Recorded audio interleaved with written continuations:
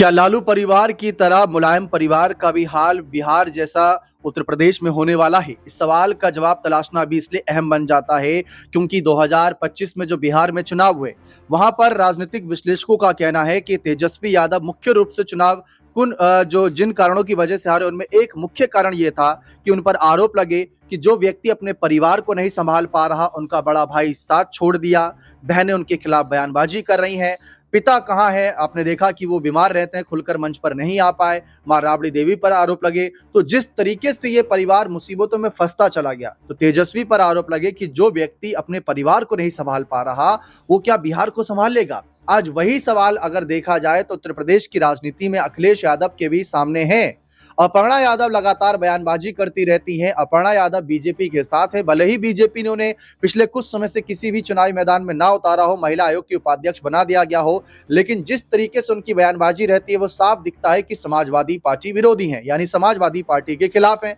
और अपर्णा के समर्थन में उनके जो पति हैं प्रतीक यादव, जो अखिलेश के छोटे भाई हैं, वो भी समय समय पर सामने आते हैं। भले ही कोई बयानबाजी ना करे, लेकिन मुझे अच्छे से याद है जब अपर्णा को महिला आयोग का उपाध्यक्ष पद देने की चर्चा थी तो मुख्यमंत्री योगी आदित्यनाथ से मुलाकात करने के लिए प्रतीक भी जाते हैं। और एक समय था कि जब चाचा शिवपाल कह सकते हैं समाजवादी पार्टी से अलग हुए तो उन्होंने कैसे नुकसान पहुंचाया था सपा को, ये सबने देखा। अब यही नज़ारे जो हम उत्तर प्रदेश की राजनीति में फिलहाल देख रहे हैं, इन पर तमाम सवालात उठ रहे हैं कि भविष्य के नजरिए से क्या हालात रहेंगे। क्या अपर्णा यादव इसी तरीके से बीजेपी के साथ जुड़ी रहेंगी या अखिलेश यादव कैसे ना कैसे करके अपर्णा यादव को सपा में लाने की कोशिश करेंगे, ताकि भविष्य के नजरिए से जो हाल लालू परिवार का बिहार की राजनीति में हुआ, वही हाल मुलायम परिवार का उत्तर प्रदेश की राजनीति में ना हो। इस मुद्दे पर हमारे साथ चर्चा करने के लिए वरिष्ठ सहयोगी अमन सर मौजूद हैं। देखिए दीपक, बिल्कुल, और उत्तर प्रदेश की बात आप कर रहे हैं और खासकर जो यादव परिवार है, सपा का प्रमुख कह सकते हैं कि वो परिवार रहा है आज तक, और यहाँ पर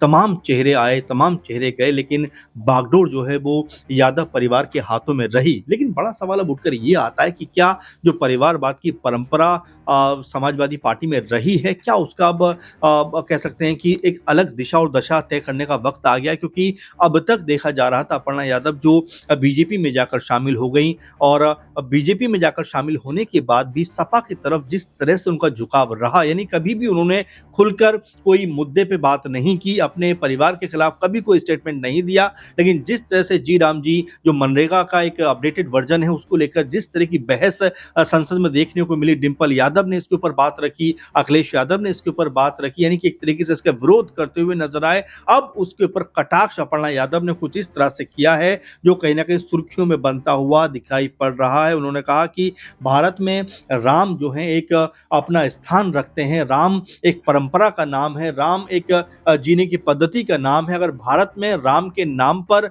जो है योजनाओं के नाम नहीं रखे जाएंगे तो क्या जो है अल्लाह के नाम पर इस तरह के नामों को रखा जाएगा? अब तक वो इन सब चीजों से बचती रही थी, लेकिन अब ऐसा लगता है कि खुलकर वो मैदान में आने को तैयार है, खुलकर वो अपने ही परिवार के खिलाफ अब मोर्चा कह सकते हैं साधने को तैयार है। क्योंकि मुझे ये वक्त याद है कि जब मैनपुरी में उपचुनाव हो रहा था, उस वक्त भी ऐसा सुनने को आया था कि बीजेपी ने लगातार ये बात कही कि अपर्णा जी आप मैनपुरी चुनाव लड़िए, अपने परिवार के खिलाफ चुनाव लड़िए। लेकिन अपर्णा ने कई मीटिंग के बाद भी इस बात को नहीं माना और यहां तक कहा कि मैं भले ही पॉलिटिकल तौर पर अलग हूं, लेकिन मैं अपने परिवार के खिलाफ नहीं जाऊंगी। तो अब जिस तरह की बयानबाजी वो कर रही है, तो क्या ऐसा माना जाए कि उत्तर प्रदेश में अब कोई बड़ा खेल यहां पर होने को तैयार है? जिस तरह सीधे तौर पर उन्होंने अखिलेश यादव और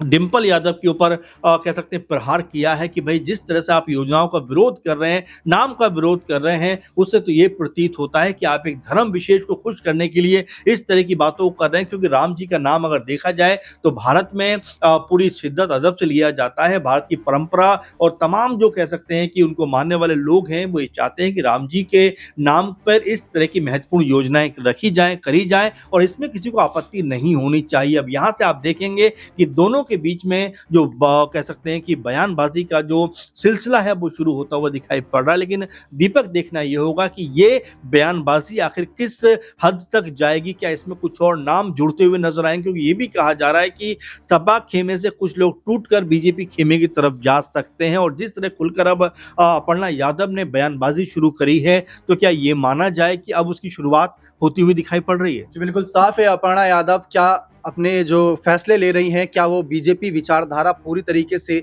रंग गई है उसमें ही? जिस तरीके से उनकी बयानबाजी नज़र आ रही है, क्या यही कारण है? क्योंकि देखिए सपा में टिकट मिलना ना मिलना वो एक अलग बात है, लेकिन अगर विचारों की लड़ाई है तो मुझे नहीं लगता कि भविष्य में भी कभी सपा में वापसी के लिए अपर्णा यादव सोचेंगी। क्योंकि अगर रही बात टिकट की तो आज नहीं मिलेगा तो हो सकता है कल मिल जाए, कल नहीं मिले तो आगे भविष्य में कभी मिल जाए। क्योंकि इंतजार पार्टी कराएगी तो उसका जो सब्र का फल है वो मीठा भी रहेगा। अब चाचा शिवपाल की बात कर ले, जब एक समय नाराज हुए, चले गए, पार्टी छोड़कर अपनी पार्टी बना ली, वापसी करी, तो आज उनका बेटा सांसद और वो खुद विधायक है और पार्टी में महासचिव के पद पर भी हैं। तो ये सारी चीजें देखने वाली होती है। लेकिन अब भविष्य में अगर सर कभी अपर्णा यादव को अखिलेश सपा में लाने पे सोचेंगे, क्योंकि जैसा कि हमने बिहार में देखा, भले ही ये रहा हो कि नीतीश ने वहां काम अच्छा किया है, एनडीए सरकार ने जो वादे किए, चिराग पासवान का साथ रहना, कई फैक्टर बने उनकी जीत के, लेकिन एक परिवारवाद और जो आपसी कलह थी वो ज्यादा ऐसा लगा कि मीडिया ने उसी पर ज्यादा फोकस किया कि तेज प्रताप तेजस्वी में कौन बाजी मारेगा। तेज प्रताप ने तेजस्वी के खिलाफ कैंडिडेट उतार दिए। तो भविष्य में हो सकता है कि एजेंडा सेटिंग के तहत बीजेपी भी ऐसा कुछ नैरेटिव चलाए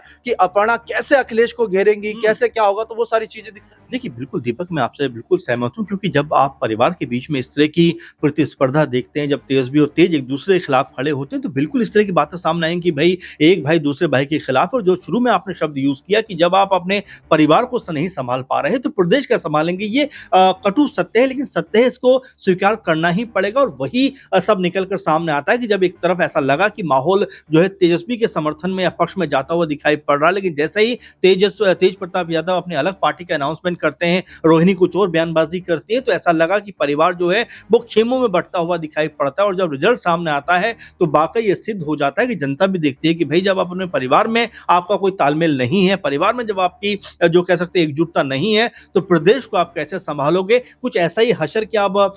यूपी में भी देखने को मिलेगा, सपा में भी देखने को मिलेगा, खासकर यादव परिवार जो है उनके अंदर देखने को मिलेगा। क्योंकि जिस तरह से अब खुले तौर पर अपर्णा यादव ने अपने बाकी सुर हालांकि पहले दिखाकर बीजेपी में शामिल हो गए, लेकिन जिस तरह से अब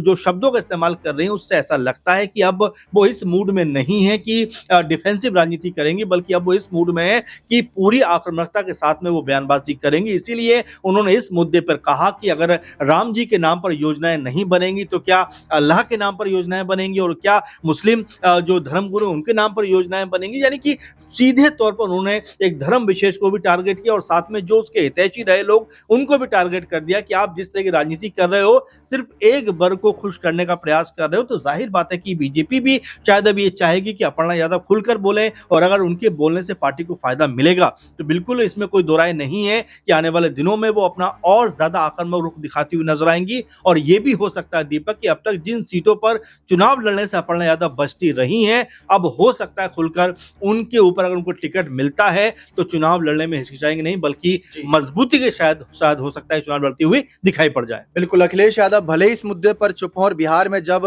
वहां पर विपक्ष हारा, लालू परिवार हारा, आरजेडी हारी, गठबंधन हारा, तो अखिलेश ने भले ही ये कह दिया हो कि वहां पैसे बांटकर महिला वोटरों को अपने पाले में लिया गया, लेकिन शायद इस कड़वी सच्चाई से वह भी मुंह नहीं मोड़ेंगे कि वहां पर परिवार में क्या कलह थी। तो ये चीज अखिलेश नहीं भूले होंगे। हो सकता है अंदर ही अंदर कोई चर्चा चल रही हो, और अगर नहीं चल रही तो इस पर जरूरी है कि विचार विमर्श किया जाए। चाचा शिवपाल संघ, जिम्पल यादव संघ, परिवार के वरिष्ठ जनों संघ इस मुद्दे पर बात की जाए कि कैसे ना कैसे करके अपर्णा को अपने साथ लाया जाए। क्योंकि बीजेपी को दिख रहा है कि अपर्णा यादव बयानबाजी अच्छा कर रही है। स्मृति ईरानी जब लोकसभा चुनाव अमेठी से हारी राहुल गांधी के खिलाफ, तब भी ये खबरें छपी थी कि अपर्णा यादव हो सकता है कि भविष्य में उत्तर प्रदेश में वो महिला चेहरा बने जो बीजेपी स्मृति ईरानी को बना रही थी। उनकी हार के बाद निराशा भले ही हाथ लगी, लेकिन अब अपर्णा में शायद वो खूबी नजर आ रही है और वही जो है आगे बढ़कर यहाँ पर अपना फैसला बदल सकते। लेकिन एक छोटा सा एग्जांपल जाते जाते देना चाहूंगा कि भले ही हमने बिहार में देखा कि लालू परिवार की कलह की वजह से नुकसान तो हुआ ही, लेकिन दूसरी तरफ हमने झारखंड का भी एक एग्जाम्पल देना चाहूंगा कि वहां पर भी हेमंत के खिलाफ उनकी बड़ी भाभी सीता सोरेन चली गई, वो बीजेपी में शामिल हो गई। उनके जो राजनीतिक चंपई चाचा है वो भी चले गए बीजेपी में, उसके बावजूद हेमंत चुनाव जीते। तो ऐसा नहीं है कि सिर्फ नेगेटिव पॉजिटिव भी है, लेकिन क्या वही काबिलियत यहां अखिलेश दिखा पाएंगे? हेमंत के पास पॉजिटिव फायदा यह था कि वो तब मुख्यमंत्री थे, जन कल्याणकारी योजनाएं लाकर उन्होंने जनता का ध्यान अपनी ओर आकर्षित किया था। फिलहाल देखते हैं कि अपर्णा को लेकर उत्तर प्रदेश की राजनीति में बीजेपी क्या फैसला लेती है और अपर्णा के खिलाफ लड़ने या उनको पाले में लाने के लिए अखिलेश क्या रणनीति बनाते हैं। बने रहे चैनल के साथ, बहुत बहुत शुक्रिया।